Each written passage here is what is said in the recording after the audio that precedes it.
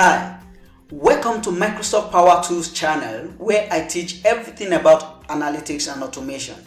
In this series of Power Automate for beginners, I'm going to talk to you about SharePoint briefly.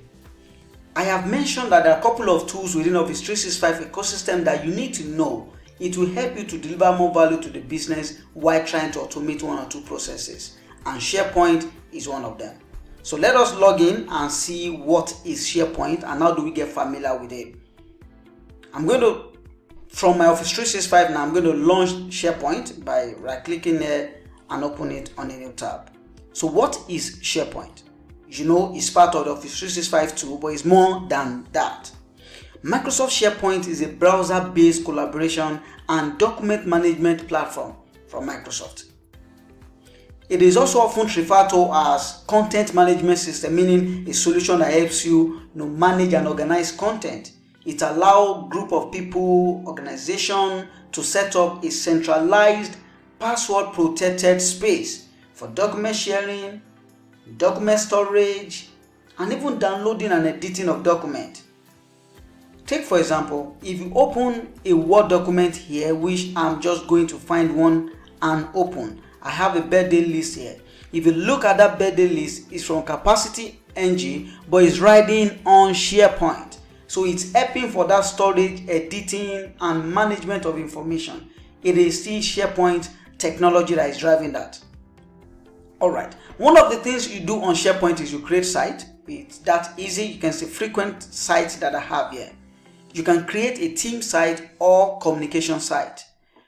So if I click on create site, you're then going to see two options for me. Do I want to create a team site which manages interaction within teams, or communication site that is built and customized to be accessible to everyone within the organization and they can consume information and share information there.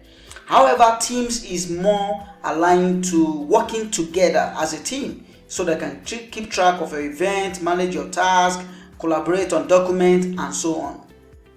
For this course, I'm just going to create a team site and we'll continue there.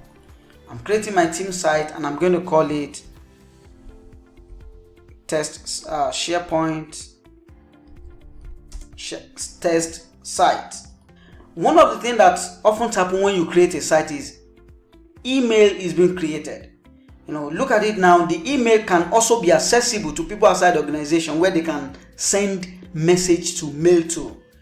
With the site name now, you can see you can also customize your email, and if it's not available, it's going to let you know. If I put test site, it's going to tell me that test site, if I edit, test site shouldn't be available because I have created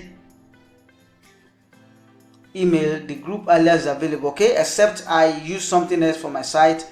Otherwise, I have created a test site before and the email might clash if it stays the same thing. You can see site address is going to be test site. Do you want it to stay like that? You can also edit. Description, you can describe what your site is all about. Privacy, is it to only members that can access it? Meaning that if I put public, anyone within the organization can access it. But I've said earlier on that is optimized for teams. So it should be only members can access the site. Then I will show you how to add members. The language of preference, then I'm going to click on create. It's going to ask me to add people to it. Why is helping me to create my site and establish those fundamentals. I'm not adding anyone for now. I'm just going to click on finish. This will take me to the site. Alright, so I have an environment that is optimized for teams, conversation across the teams, documents we are sharing, the notebook that we're working on together this time around. Now you can see from the web address test site 2 because I already have one before.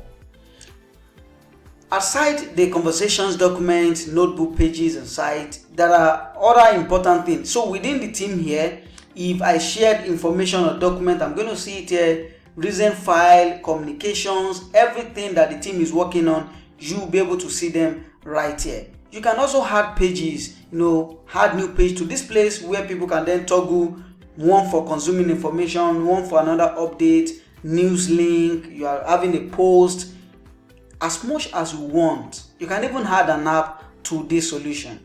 In the next video, I'm going to show you how to create a list.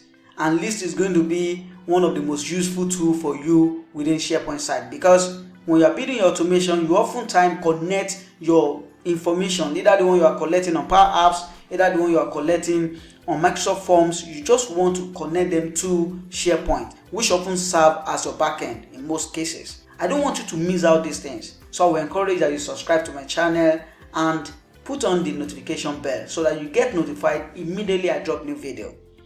And if you have any questions, maybe you're working on something and you just want to get an idea, how do I get this done using SharePoint? How do I get this done using Power Automate? Feel free to comment and ask your question in the comment section. I'm going to read through them and I will create a solution video to address them. Thank you and see you in the next video.